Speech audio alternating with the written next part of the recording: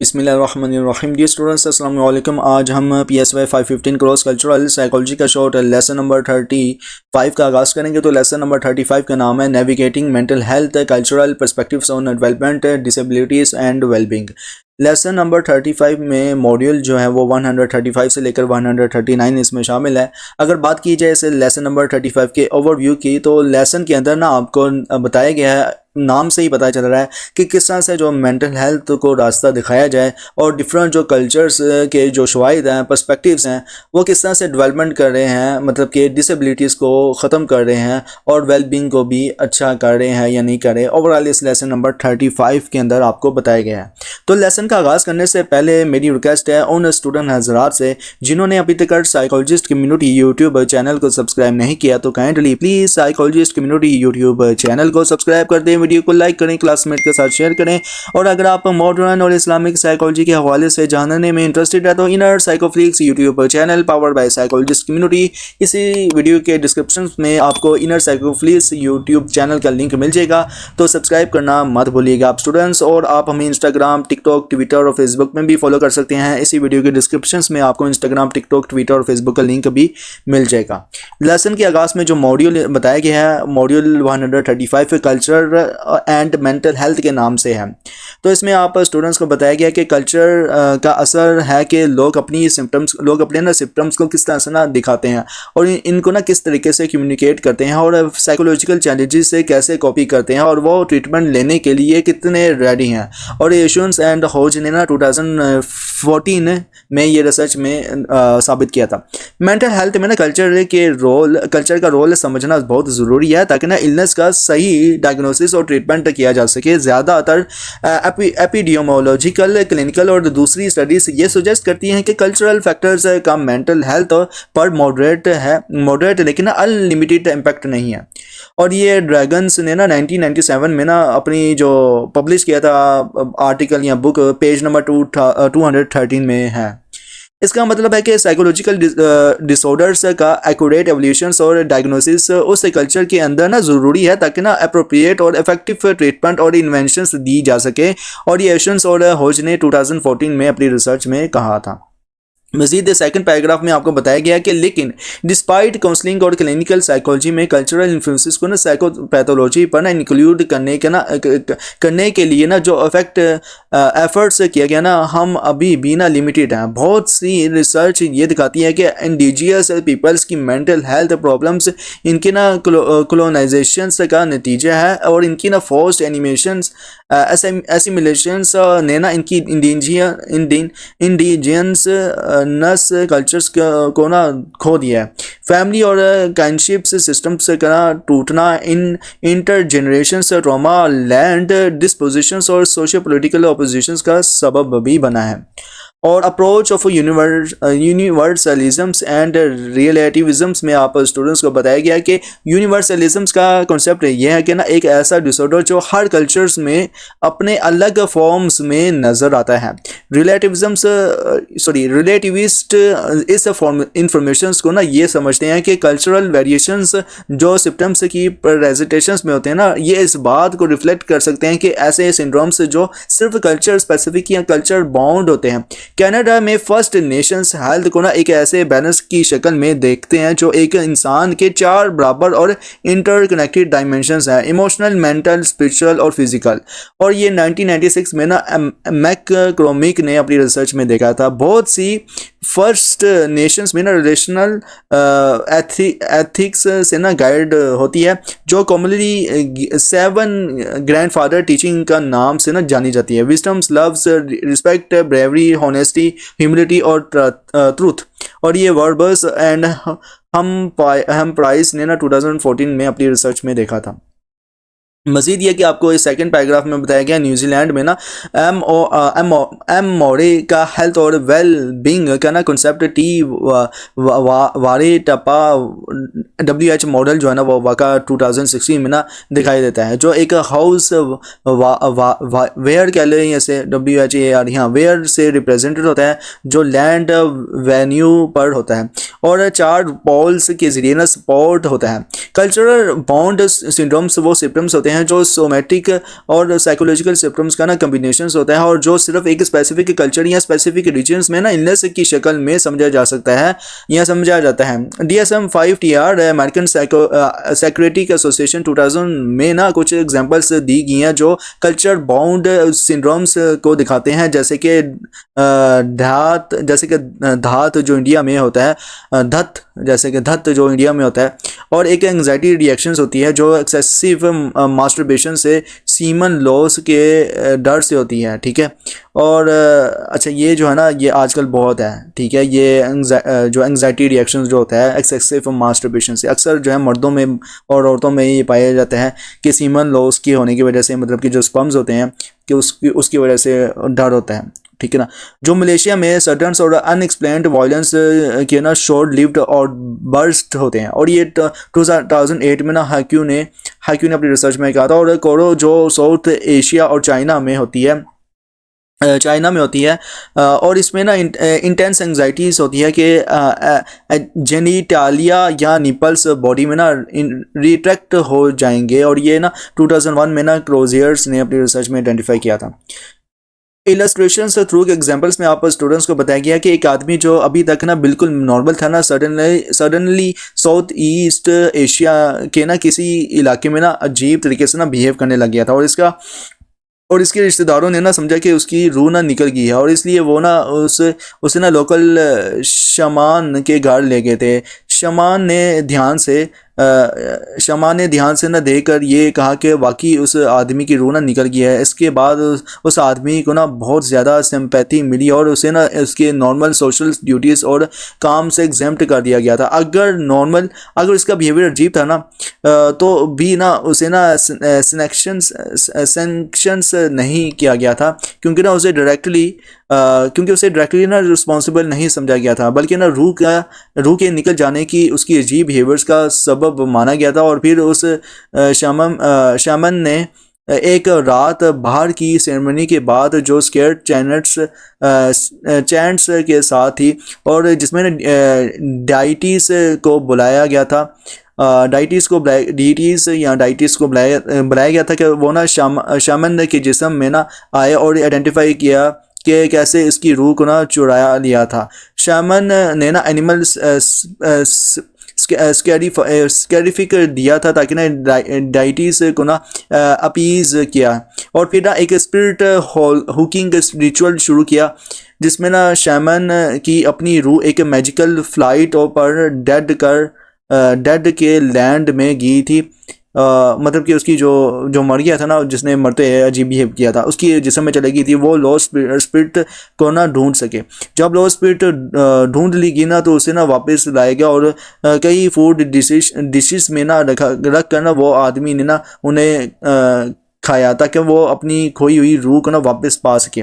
Shaman ने ना उसके ना जिस्म और उसके घर से ना पॉइजनस हार्म्स को भी निकाला, और उस दौरान वो ना आदमी शामन के घर में ना था ताकि ना उसकी क्लोज ऑब्जर्वेशंस की जा सके। जब शामन ने सही तरीके से रूह के लॉस्ट होने का पता लगाया ना और प्रिस्क्राइब्ड रिचुअल्स को कुछ महीने तक फॉलो किया, तो लॉस्ट स्पिरिट्स वापस आई और आदमी फिर से ठीक हो गया। ओके, ये आपको इलस्ट्रेशन थ्रू एग्जाम्पल के थ्रू बताया गया। Okay, current cultural and cross cultural research in mental health क्या कहती है? डिप्रेशन शायद सबसे ज़्यादा कॉमन मेंटल हेल्थ प्रॉब्लम है, जो कि ना ग्लोबल बर्डन ऑफ डिजीज़ का 70% हिस्सा है, जो कि ना डिसेबिलिटी सजेस्टेड लाइफ ईयर्स, मतलब ये कि डाली में ना कैलकुलेट किया गया है, और जिसमें ना मेंटल हेल्थ प्रॉब्लम्स का बड़ा हिस्सा है। और इसलिए ना ये एक अच्छा इलस्ट्रेटिव एग्जाम्पल है जब हम ना करंट कल्चरल और क्रॉस कल्चरल रिसर्च को ना मेंटल हेल्थ में ना देखते हैं। इसके अलावा ये उन मेंटल हेल्थ प्रॉब्लम्स में से एक है जिस पर ना बहुत ज़्यादा रिसर्च हुई है। एक हिस्टोरिकल लैंडमार्क रिसर्च में था जो वर्ल्ड हेल्थ ऑर्गेनाइजेशन में, मतलब ये कि WHO में 1973 से लेकर 1986 के बीच में ना स्पॉन्सर्ड की थी, और ड्रैगन्स 1990 और सोटोरियस ने ना 1983 में ना अपनी रिसर्च में ये देखा था। इन स्टडीज़ के इंपॉर्टेंट रिजल्ट में ये सजेशंस दी गई थी कि डिप्रेशन के कोर सिम्टम्स में ना डायस्फोरिया, एंग्जाइटी, टेंशन, एनर्जी की कमी और इनसफिशेंसी की जो है ना आइडियाज़ शामिल होते हैं। मज़ीद आपको सेकंड पैराग्राफ में बताया गया कि डिप्रेशन से जो है कम कॉमन है, डिप्रेशन जो है वो कम कॉमन है, लेकिन क्या शिज़ोफ्रेनिया एक सीरियस और हाईली स्टिग्मेटाइज्ड मेंटल हेल्थ प्रॉब्लम है जो हर साल मिलियंस ऑफ लोगों के अफेक्ट करती है और इसके प्रोग्नोसिस बहुत पुअर होते हैं। इसके बावजूद कि बायोलॉजिकल एटियोलॉजी का एविडेंस है, और जैसे कि चोहा और मैककेना ने ना 1995 में ना डेविस खान को और डेविडसन को ने ना अब 1991 में ना रिसर्च में देखा था। हमें अभी भी ना लोकल प्रेविलेंस रेट्स और प्रोग्नोसिस के बारे में ना पूरी नॉलेज नहीं है, और सिम्टम्स की प्रेजेंटेशंस में भी वेरिएशंस हैं। मॉड्यूल 136 डेवलपमेंट डिसेबिलिटी के नाम से है, तो इसमें बताया गया कि कल्चर जो है वो हमेशा बदलता रहता है। कल्चर न्यू लोगों के डिसेबिलिटी के बारे में सोचने और इनके अप्रोचेस को इन्फ्लुएंस करता है। जैसा कि नंबर 1 पे है कि डिसेबिलिटी को समझना और उसकी वजह जो है वो मतलब ये कि आइडियोलॉजी देखना, मदद लेने का फैसला करना, और साथ में है इलाज की ऑप्शंस, ट्रीटमेंट ऑप्शंस। ओके, और लास्ट में आपको बताया गया कि हेल्थ प्रोफेशनल्स के साथ रिश्ता, ठीक है, real relationship with health professionals. और मज़ीद आपको बताया गया कि बहुत सी कल्चर्स में ना सोशल इंटरडिपेंडेंस मतलब ये है कि दोनों का एक दूसरे पर डिपेंड होना, और इंडिविजुअल का रोल जो फैमिली और कम्युनिटी में होता है उसे ना ज़्यादा अहमियत दी जाती है, जबकि ना वेस्टर्न कल्चर्स में इंटरडिपेंडेंस और ऑटोनॉमी मतलब ये कि खुद की आज़ादी को ज़्यादा अहमियत दी जाती है, और ये नज़रिया डिसेबिलिटी के परसेप्शंस को ना अफेक्ट करता है। कई कल्चर्स स्पिरिचुअल हीलर्स और ट्रेडिशनल मेडिसिन को ना प्रेफर करते हैं। डिसेबिलिटी को लेकर ना लोगों का एटीट्यूड रिलीजियस एक्सेप्टेंस पर भी मुश्तमिल हो सकता है। लोग ये भी मान सकते हैं कि डिसेबिलिटी से पुरानी जिंदगियों या किसी मिस्टिकल इंटरवेंशन का नतीजा भी हो सकता है। कल्चर डेवलपमेंट डिसेबिलिटी के इलाज और ट्रीटमेंट की अप्रोचेस को भी इन्फ्लुएंस करती है। मिसाल के तौर पर जैसे कि वेदर टू सीक हेल्प मतलब ये कि मदद लेने का फ़ैसला, और व्हाट ट्रीटमेंट टू यूज़ मतलब ये कि कौन सा ट्रीटमेंट यूज़ किया जाए, और द अवेलेबिलिटी ऑफ रिसोर्सेज की दस्तियाबी, और the expectations parents have of and for their child मतलब ये कि पेरेंट्स के एक्सपेक्टेशंस अपने बच्चे के लिए, और लास्ट में है फैमिलीज एंड केयर प्रोफेशनल्स के बीच जो रिश्ता है वो। Okay, module 137 wellbeing across cultures के नाम से है। तो फर्स्ट पैराग्राफ में आप स्टूडेंट्स को बताया गया कि हर इंसान खुशी की तलाश में रहता है, लेकिन ये खुशी हासिल करने के जो तरीके हर कल्चर में मुख्तलिफ होता है। क्या आपने कभी सोचा है कि आप अपनी ज़िंदगी से कितना खुश हैं? बिल्कुल, अगर आप खुश हैं तो मुझे कमेंट्स में बताएं। और ये जवाब हो सकता है कि उन लोगों का जो अपनी ज़िंदगी का ज़्यादा हिस्सा इंडिविजुअलिस्ट वेस्टर्न कल्चर्स में गुजार चुके हैं। मतलब कि अगर आप पूछा जाए आप अपनी ज़िंदगी से कितने खुश हैं, तो आप कहेंगे बिल्कुल, मतलब कि मैं खुश हूँ। ओके, मज़ीद सेकंड इस वाले पैराग्राफ में आपको बहुत कुछ बताया गया है। तो इसमें आपको कुछ इस तरह से बताया गया कि एक अहम टर्म है ना जो साइकोलॉजी की फील्ड में यूज़ होती है वो है सब्जेक्टिव वेलबींग, मतलब कि SWB। रिव्यू के लिए देखें, Diener Suh Lucas and Smith ने 1991 में ना ये रिसर्च में कहा, तो अपनी रिसर्च में तो आप रिव्यू कर सकते हैं।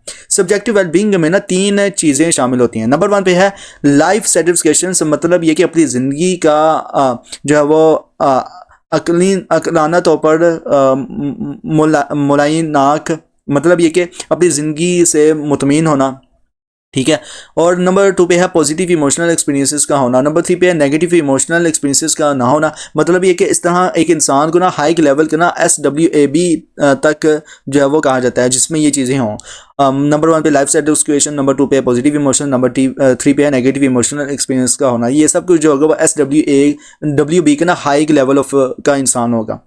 और अक्सर ना पॉजिटिव इमोशंस मतलब ये कि खुशी या मोहब्बत जैसे जो जज्बात होते हैं महसूस करते हैं, और कम ही नेगेटिव इमोशंस मतलब ये कि एंग्जाइटी, उदासी महसूस जो है वो होती है।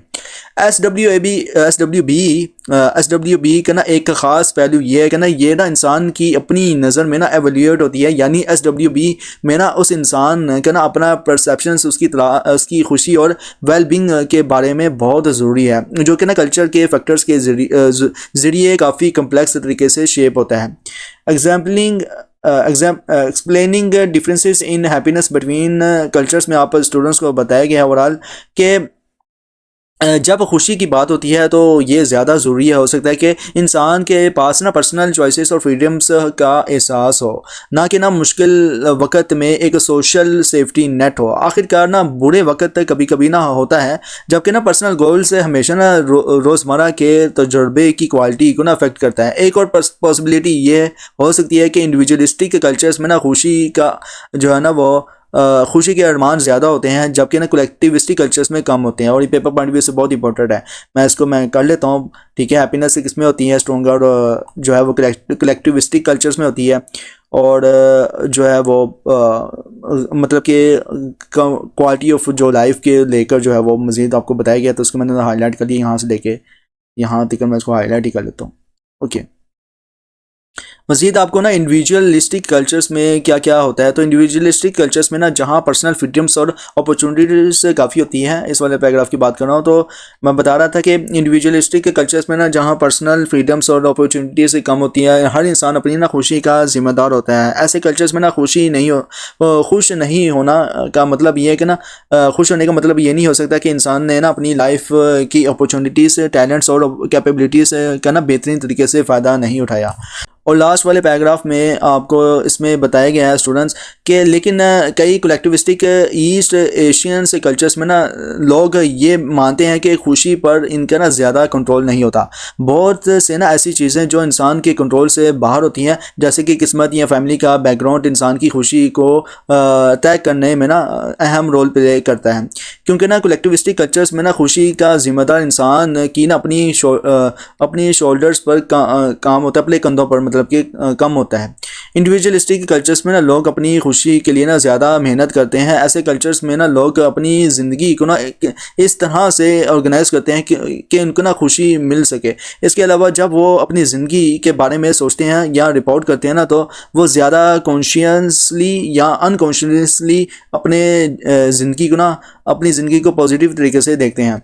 जजमेंट ऑफ लाइफ सर्टिफिकेशंस में आप स्टूडेंट्स को बताया गया कि एक और इंटरेस्टिंग कल्चरल डिफरेंसेस तब समझ में आती है जब लोग ना अपनी लाइफ सर्टिफिकेशंस के बारे में ना फैसला करते हैं। कल्चर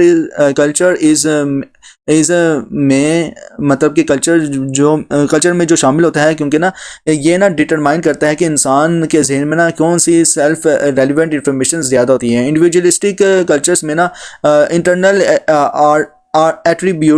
इंटरनल एट्रीब्यूट्स मतलब ये कि इमोशंस अपने आप को ना समझाने में ना ज़रूरी होते हैं, अपने आप में समझना ज़रूरी होते हैं, और इन्हें ना आसानी से ना इंसान के जहन में ना लाया जा सकता है, ठीक है। जबकि कलेक्टिविस्टिक कल्चर्स में सोशल एलिमेंट्स जैसे कि दूसरे लोगों के एवोल्यूशन, सोशल नॉर्म्स से ज़्यादा अहमियत रखते हैं और ज़्यादातर ना इंसान के जहन में होते हैं, और ये कल्चरल फ़र्क एक सिंपल प्रिडिक्शंस बनाते हैं। इंडिविजुअलिस्टिक अपनी ना लाइफ सर्टिफिकेशंस को ज़्यादा अपनी इमोशंस पर मुश्तमिल होते हैं, जबकि कलेक्टिविस्टिक अपनी ज़िंदगी को ना ज़्यादा सोशल और नॉर्मेटिव इंफॉर्मेशन के बेसिस पर ना एवेल्यूएट करते हैं। और ये वही चीज़ें होती हैं जो सू और डाइनर और ओशी और ट्रेडिस ने 1998 में ना अपनी रिसर्च में आइडेंटिफाई किया था। दो बड़े इंटरनेशनल सैंपल्स हैं ये इनमें था, ठीक है ना, इनकी रिसर्च में था। जितना ज़्यादा इंडिविजुअलिस्टिक एक कंट्री होती है ना, उतना ज़्यादा life certification judgment internal emotions पर ना बेस्ड होती हैं। बेसिकली ना इंडिविजुअलिस्ट कल्चर्स के लोग ना इस लॉजिक को ना फॉलो करते हैं कि अगर मैं आजकल अच्छा महसूस कर रहा हूँ तो इसका मतलब है मेरी लाइफ काफ़ी सेटिस्फाइंग है। मॉड्यूल 138 में अगर देखा जाए तो ये कल्चर एंड साइकोथेरेपी के नाम से है। तो साइकोथेरेपी एक ऐसा तरीका है जो लोगों की ना मदद करता है अपने बिहेवियर, सोच और जज्बात में तब्दीली के लिए लाने के लिए जो मुश्किलात या परेशानी का सबब बनते हैं। इसमें ना ट्रेंड थेरेपिस्ट का साथ कम करके ना ख़ास मसाइल या ज़िंदगी के ना जनरल स्ट्रेसर्स को वर्बल और साइकोलॉजिकल टेक्निक्स के ज़रिए ना एड्रेस किया जाता है। और यहाँ ना कुछ कॉमन टाइप्स ऑफ साइकोथेरेपी आपको दी गई है। नंबर 1 पे है कोग्निटिव बिहेवियरल थेरेपी, जो कि बहुत ज़्यादा इस्तेमाल होती है। इसका फोकस नेगेटिव थॉट्स, पैटर्न्स और बिहेवियर्स को ना आइडेंटिफाई करना और इन्हें ना तब्दील करना होता है। नंबर 2 पे है डायलैक्टिकल बिहेवियर थेरेपी, जो कि डीबीटी के नाम से, और ये सीबीटी का ना एक टाइप है जो इमोशनल रेगुलेशंस और माइंडफुलनेस पर ना ज़्यादा फोकस करती है। आगे है साइको डायनामिक थेरेपी, मतलब ये कि ये अनकॉन्शियस प्रोसेसेस और पास्ट एक्सपीरियंसेस को ना एक्सप्लोर करके ना करंट बिहेवियर्स को समझाने की कोशिश करती है। ह्यूमनिस्टिक थेरेपी का अगर देखा जाए तो इसका फोकस सेल्फ डेवलपमेंट और अपने पोटेंशियल्स को ना अचीव करने पर होता है। नंबर 5 पे है इंटरपर्सनल थेरेपी, मतलब कि आईपीटी, और ये इंटरपर्सनल इश्यूज़ को ना एड्रेस करती है और कम्युनिकेशंस और रिलेशनशिप को ना इंप्रूव करने की कोशिश करती है। नंबर 6 पे है फैमिली थेरेपी, और इसमें ना फैमिली मेंबर्स को ना इंप्रूव करके ना फैमिली यूनिट्स के अंदर ना कम्युनिकेशंस को ना इंप्रूव करना और कॉन्फ्लिक्ट्स को रिजोल्व करना होता है। नंबर 7 पे है ग्रुप थेरेपी, तो इसमें ना एक छोटी ग्रुप ऑफ इंडिविजुअल्स को ना इन्वॉल्व किया जाता है जो सिमिलर इश्यूज का सामना कर रहा होता है और थेरेपिस्ट की मदद से ना एक दूसरे को सपोर्ट करता है। एक इंटरेस्टिंग फैक्ट भी है, कुछ टेक्निक्स ऐसी होती हैं जो मुख्तलिफ कल्चरल कॉन्टेक्स्ट में ना थेरेपेटिक एम्स को ना अचीव करने के लिए इस्तेमाल की जाती हैं। मिसाल के तौर पर जापानीज नाइकन थेरेपी का क्लाइंट्स और western derived cognitive behaviour therapy का क्लाइंट्स दोनों सेल्फ ऑब्जर्वेशंस और सेल्फ मॉनिटरिंग का यूज़ सीखते हैं। जापानीज नाइकन थेरेपी का क्लाइंट्स अपने मदर्स के दिए हुए बेनिफिशंस को ना रिकॉल करता है, जैसे कि उन्होंने क्या क्या कुछ किया था, मतलब कि बचपन में उन्होंने क्या कुछ किया था या क्या कुछ कर रहे थे, ताकि ना वो भूल चुके ग्रेटिट्यूड को ना फिर से जो है वो जगा सकें। मॉड्यूल 139 जो है वो कल्चरली कम्पिटेंट काउंसलर के नाम से है। तो इसमें बताया गया है कि कल्चरली कम्पिटेंट काउंसलर वो होते हैं जो अपनी और अपने क्लाइंट्स की कल्चरली लर्नड अजम्पशंस को ना अच्छे से समझते हैं, क्लाइंट्स की कल्चर्स के मुताबिक रेलिवेंट फैक्टर्स और इन्फॉर्मेशन को समझते हैं और काउंसलिंग के ज़रिए पॉजिटिव चेंज लाने के लिए स्किलफुल इंटरवेंशन जो है वो करते हैं। और मज़ीद आपको बताया गया कि कल्चरल कम्पिटेंस के ना 3 स्टेज डेवलपमेंट फ्रेमवर्क हैं। नंबर 1 पे है अवेयरनेस से नॉलेज तक, और फिर नंबर 2 पे है स्किल्स तक, फिर नंबर 3 पे है नीड्स असेसमेंट के ज़रिए कम्पिटेंसी डिफाइन जो है वो की जाती है। कम्पिटेंसी क्या है? कम्पिटेंसी का जो अगला जो स्टेप है वो अवेयरनेस होता है, अपने कल्चर्स के बारे में ना और दूसरे कल्चर्स के साथ इसके रिश्तों के बारे में ना अवेयरनेस हासिल करना और कल्चरली लर्नड अजम्पशंस को ना समझना जो हमारी ज़िंदगी को कंट्रोल करते हैं, चाहे हम चाहें या ना चाहें। एक्यूरेसी इस बात पे डिपेंड करती है कि आपने ना किस तरह की अजम्पशन से की है, और जब आपने अवेयरनेस हासिल कर लिया तो अगला स्टेप है रिक्वायर्ड फैक्ट्स नॉलेज और इंफॉर्मेशंस गैदर करना जो आपके अपने और आपके क्लाइंट के बिहेवियर को ना समझने में मदद करे।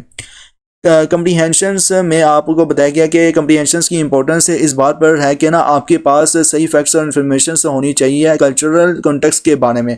जब आप अवेयरनेस और कम्प्रीहेंशंस हासिल कर लेते हैं तब अगला स्टेप है अप्रोप्रिएट स्किल्स को डेवलप करना, ताकि ना आप चेंजिंग जो है वो ला सकें।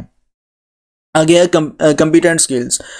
कम्पिटेंट स्किल्स का मतलब होता है कि अपने सिचुएशंस को ना एक्यूरेट असेसमेंट किया, जो है ना मतलब ये है कि आपने सिचुएशन को एक्यूरेट जो है ना असेसमेंट किया और मीनिंगफुल अंडरस्टैंडिंग के ज़रिए ना कल्चरल कॉन्टेक्स्ट में ना पॉजिटिव चेंजेस जो है वो लाई है। मल्टी कल्चरल रिलेशंस की बात करें तो आपको मल्टी कल्चरल रिलेशंस के हवाले से भी बताया गया। तो मल्टी कल्चरल कम्पिटेंस एक 3 स्टेज डेवलपमेंट सीक्वेंस के ज़रिए ना डेवलप होती है जो कल्चरली लर्नड अजम्पशंस की अवेयरनेस से स्टार्ट होती है और कम्प्रीहेंशंस और कल्चरल प्रैक्टिसेस की तरफ ना मूव करती है। Awareness of an assessment of awareness needs में आप स्टूडेंट्स को बताया गया है कि मल्टी कल्चरल कम्पिटेंस डेवलप करते वक्त ना सबसे पहला जो स्टेप है कल्चरल अवेयरनेस नीड्स का असेसमेंट है। हर शख्स की ना अवेयरनेस की लेवल इस बात से डिटरमाइन होती है कि वो ना अपनी और दूसरे कल्चर्स की व्यू पॉइंट से ना सिचुएशंस को कितने एक्यूरेटली जज कर सकता है। कल्चरली लर्नड असम्पशंस को ना समझना जो दूसरे कल्चर से सिमिलर या डिफरेंट होती है काउंसलिंग कॉम्पिटेंस के लिए एसेंशियल फाउंडेशंस होती है। ओके, मतलब कि अहम होती है। Knowledge assessment of an individual's knowledge में आप स्टूडेंट्स को बताया गया है कि दूसरा स्टेप नॉलेज का असेसमेंट है। अगर अवेयरनेस से सही सवाल करने में मदद करता है, तो ना नॉलेज उन सवालों के सही जवाब देने में ना मदद करता है। नॉलेज की मदद से ना आप हर कल्चरल कॉन्टेक्स्ट की कम्प्लेक्सिटी और एम्बिग्यूटी को ना समझ सकते हैं। अगर आप दूसरे कल्चर्स की ज़ुबान सीखते हैं ना, तो वो नॉलेज आपकी ना काउंसलिंग में मददगार साबित हो सकता है। Assessment of an individual skills में आप स्टूडेंट्स को बताया गया कि तीसरा एस्पेक्ट स्किल्स का असेसमेंट से, अगर अवेयरनेस और नॉलेज नहीं है तो काउंसलर्स को ना स्किलफुल होने में ना मुश्किल होती है। अगर अवेयरनेस नहीं है तो काउंसलर गलत अजम्पशंस करेगा। अगर नॉलेज नहीं है तो मीनिंगफुल अंडरस्टैंडिंग हासिल करना मुश्किल होगा। ओके स्टूडेंट्स, तो ये आपको ना कल्चरल कॉम्पिटेंस मॉडल भी दिया गया है। नंबर 1 पे कल्चरल अवेयरनेस, नंबर 2 पे कल्चरल नॉलेज और कल्चरल सेंसिटिविटी और कल्चरल कॉम्पिटेंस। और ये था आपका लेसन नंबर 35 का जो है वो मुकम्मल लेसन। और कैसा लगा कमेंट्स में लाजमी बताइए। लेसन का ओवरव्यू मैं दे देता हूँ एग्जाम पॉइंट ऑफ व्यू से क्या क्या पूछा जा सकता है आप स्टूडेंट से। तो लेकिन कमेंट्स आप लाजमी क्या करें, अगर लेसन समझ में आया है, कोई क्वेश्चन अगर आपने करना है लेसन के रिगार्ड्स, कोई बात समझ में नहीं आई तो आप कमेंट्स कर लिया करें। इंशाल्लाह आपका जो कमेंट्स करना पूरा फीडबैक दे दिया जाएगा। लेसन में आप इन द स्टार्टेड अगर देखेंगे तो एग्जाम पॉइंट ऑफ व्यू से क्या क्या इंपॉर्टेंट लग सकता है। इसमें सबसे पहली ये बात है कि कल्चर एंड मेंटल हेल्थ को लेकर जो है ना वो एपिडेमियोलॉजिकल क्लिनिकल क्या काम कर रहे हैं, और डायग्नोसिस जो ट्रीटमेंट इलनेस किस तरह से होती है, ये डिफरेंट जो है ना पर्सपेक्टिव से बहुत इंपॉर्टेंट है। और फील्ड ऑफ काउंसलिंग और क्लिनिकल साइकोलॉजी जो है वो इसमें क्या क्या शामिल है, ये एग्जाम पॉइंट ऑफ व्यू से बहुत इंपॉर्टेंट है, आपसे पूछा जा सकता है। और कोलोनाइजेशन बाय यूरोपियंस किया है और फोर्स्ड एसिमिलेशन किया है। ठीक है, ये एग्जाम पॉइंट ऑफ व्यू से बहुत इंपॉर्टेंट है। इंटरजेनरेशनल ट्रॉमा क्या है और सोशियो पोलिटिकल ऑपरेशंस क्या है। ठीक है, काइंडशिप सिस्टम्स ये पूछा जा सकता है कि किस में पाया जाता है। अप्रोचेस ऑफ यूनिवर्सलिज्म्स एंड रिलेटिविज्म्स की बात करें तो इसमें ना आपसे फर्स्ट नेशंस के बारे में पूछा जा सकता है। Again, New Zealand's modern concept of health and well-being is reflected in the Tewear टपा जो है मॉडल इसका नाम है। तो ये मैंने हाईलाइट किया हुआ, ये एग्जाम पॉइंट ऑफ व्यू से इंपॉर्टेंट हो सकता है, पूछा जा सकता है। कल्चरल बाउंड सिंड्रोम्स क्या है, एग्जाम पॉइंट ऑफ व्यू से बहुत इंपॉर्टेंट है। DSM-5 TR का एब्रीविएशन बहुत इंपॉर्टेंट है।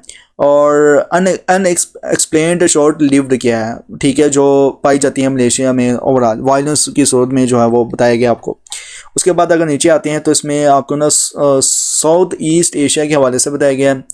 और यहाँ पे नीचे मैं अगर आ जाता हूँ उस नाइट सेरेमनी जो है वो इसका यहाँ से यहाँ थे further examinations involving and night ceremony, ये एग्जाम पॉइंट ऑफ व्यू से लाइन जो है ना इंपॉर्टेंट हो सकती है। फर्दर ये कि मैंने हाईलाइट किया हुए हैं बहुत से पॉइंट्स जो एग्जाम पॉइंट ऑफ व्यू से इंपॉर्टेंट हो सकते हैं, रेड कलर में पूछे जा सकते हैं, MCQs में पूछे जा सकते हैं, शॉर्ट लॉन्ग क्वेश्चंस में पूछे जा सकते हैं। शिज़ोफ्रेनिया बहुत इंपॉर्टेंट है। ठीक है, और डिप्रेशन जो है वो single most common mental health problem है। ओके, तो ये कितने परसेंट पाया जाता है, 70% of the 8.1% of the global burden जो है वो है। और इसके अलावा जो है calculated by disability adjusted life years DALY डाली जो है ना इसका एब्रीवेशन बहुत इंपॉर्टेंट है। और उसके बाद लोकल प्रेवलेंस रेट्स क्या हैं, एग्जाम पॉइंट ऑफ व्यू से बहुत इंपॉर्टेंट है। नीचे आ जाता हूँ। अच्छा, ये जो है ना डेवलपमेंट डिसेबिलिटीज़ जो है वो culture is constantly involving cultural influences and new commerce approaches to disability include. इन पॉइंट्स को ना मैं हाईलाइट तो नहीं कर रहा लेकिन अंडरलाइन कर रहा हूँ, आप इनको ना 1-2 दफ़ा पढ़ के ना मेमोराइज कर लीजिएगा। नीचे अगर आता हूँ तो यहाँ पे जो है वो ये सोशल इंटरडिपेंडेंस बहुत इंपॉर्टेंट है। और यहाँ पे नीचे आ जाता हूँ अब मॉड्यूल 137 में देखा जाए तो SWB ये बहुत इंपॉर्टेंट है, इसका एब्रीवेशन भी इंपॉर्टेंट है। प्लस SWB मतलब कि सब्जेक्टिव वेलबींग जो है वो कौन सी फील्ड है, ये फील्ड ऑफ साइकोलॉजी है। और इसके जो 3 पॉइंट्स किए हैं एग्जाम पॉइंट ऑफ व्यू से बहुत इंपॉर्टेंट है, लाइफ सेटिस्फेक्शन से पॉजिटिव इमोशंस, और थर्ड क्या है नेगेटिव इमोशंस का एक्सपीरियंस की गैर मौजूदगी होना। ओके, और सेल्फ फील नेगेटिव इमोशंस से किस तरह से जो है वो लाइफ सेटिस्फेक्शंस को या फ्रीक्वेंटली एक्सपीरियंस पॉजिटिव इमोशंस को किस तरह से होते हैं। अच्छा, ये सेल्फ फील नेगेटिव इमोशंस क्या हैं, एंग्जाइटी और सैडनेस है। और फ्रीक्वेंटली एक्सपीरियंस पॉजिटिव इमोशंस कौन से हैं, जॉय और अफेक्शंस है। ठीक है, एग्जाम पॉइंट ऑफ व्यू से बहुत इंपॉर्टेंट है, इसको मैं अंडरलाइन कर लेता हूँ, फिर भी आपसे पूछा जा सकता है तो इसलिए मैं अंडरलाइन कर रहा हूँ।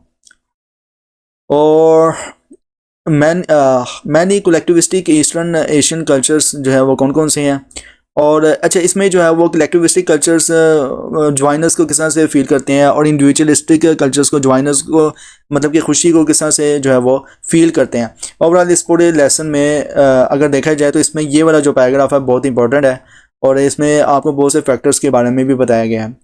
जजमेंट ऑफ लाइफ सर्टिफिकेशंस को लेकर ये बहुत इंपॉर्टेंट है पैराग्राफ। इसको मैंने पूरा अगर चाहता तो हाईलाइट कर लेता, लेकिन क्या था कि इसको ना आप 2-3 मरतबा मेमोराइज़ कर लीजिएगा पढ़ के, सिर्फ हमने पढ़ना है इसको, ठीक है। 138 जो है कल्चर एंड साइकोथेरेपी के नाम से है, तो इसमें तो इन द स्टार्टिंग इंपॉर्टेंट नहीं है, लेकिन मैंने फिर भी हाईलाइट किया हुआ है। और ये जो थेरेपी कौन कौन सी हैं इस्तेमाल होती है बहुत बहुत इंपॉर्टेंट है आपको रियल लाइफ में भी, एम्प्लॉयर लाइफ जब आप साइकोलॉजिस्ट बन जाएंगे तो ये थेरेपी बहुत जो है ना उनको जानना, इन पे अमल करना बहुत ज़रूरी आप स्टूडेंट्स के लिए। जापानीज़ की थेरेपी का नाम बताएं, बहुत बहुत इंपॉर्टेंट है। तो जापानीज़ जो थेरेपी है नाइकन थेरेपी है, ठीक है, एग्जाम पॉइंट ऑफ व्यू से बहुत बहुत इंपॉर्टेंट है ये। वेस्टर्न जो डिराइव्ड कोग्निटिव बिहेवियर थेरेपी ये बहुत इंपॉर्टेंट है। मतलब कि ये जो है जापानीज नाइकन थेरेपी जो है वो क्लाइंट्स के लिए western derived cognitive behaviour therapy के साथ ना बस सीखी जाती है, ओके, जो एक किस्म की सेम तकनीक है सेल्फ ऑब्जर्वेशन और सेल्फ मॉनिटरिंग के लिए। तो इसको मैं हाईलाइट कर लेता हूँ।